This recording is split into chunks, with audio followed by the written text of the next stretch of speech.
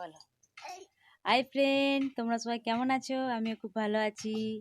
আমি খুব ভালো ভালো আছি।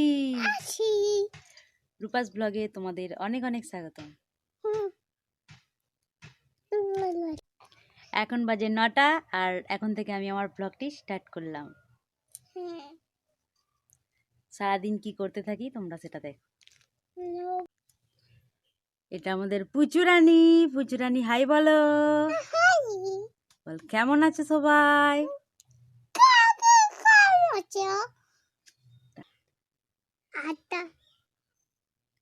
আতা গাছে তোতা পাখি।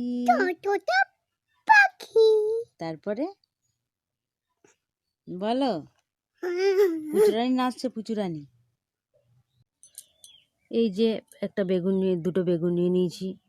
আজকে বেগুনের ভর্তা বানাবো। সকালবেলা সবাই পান্তা খাবে, সেই জন্য বেগুনের ভর্তা বানাবো।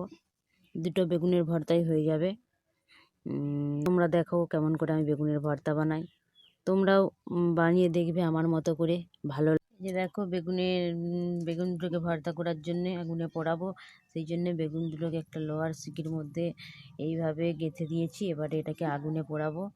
যেহেতু আমাদের উনানে রান্না হয়, তাই আমি এখানেই আগুন জ্বেলে বেগুন দুটোকে পোড়া করে নেব। দেখো বন্ধুরা, আগুন জ্বালিয়ে নিয়েছি। এবারে বেগুন দুটোকে এর মধ্যে পোড়াবো।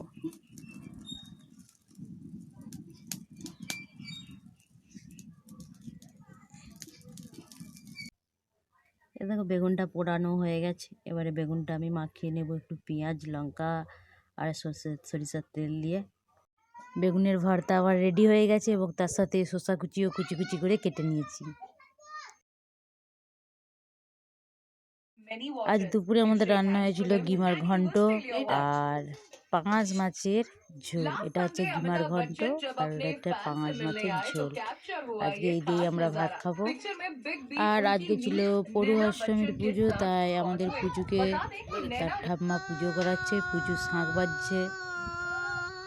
এই পুজোটা আমিও নতুন দেখছি, আগে কখনো দেখিনি। তোমরা কে কে দেখেছো সেটা কমেন্ট করে জানাবে, আর কে কে দেখোনি এই পুজো সেটাও কমেন্ট করে জানাবে। পড়ুয়াষ্টমীর পুজো বাড়ির বড় ছেলে বা বড় মেয়ে এদের হয়। এদেরকে মন্দিরে বসিয়ে পড়ুয়াষ্টমীর পুজো করানো হয়। তো আজকের ভিডিওটা এই পর্যন্তই। ভিডিওটা ভালো লাগলে অবশ্যই কমেন্ট করে জানাবে। ভালো লাগলে ভিডিওটা লাইক, কমেন্ট, শেয়ার করবে।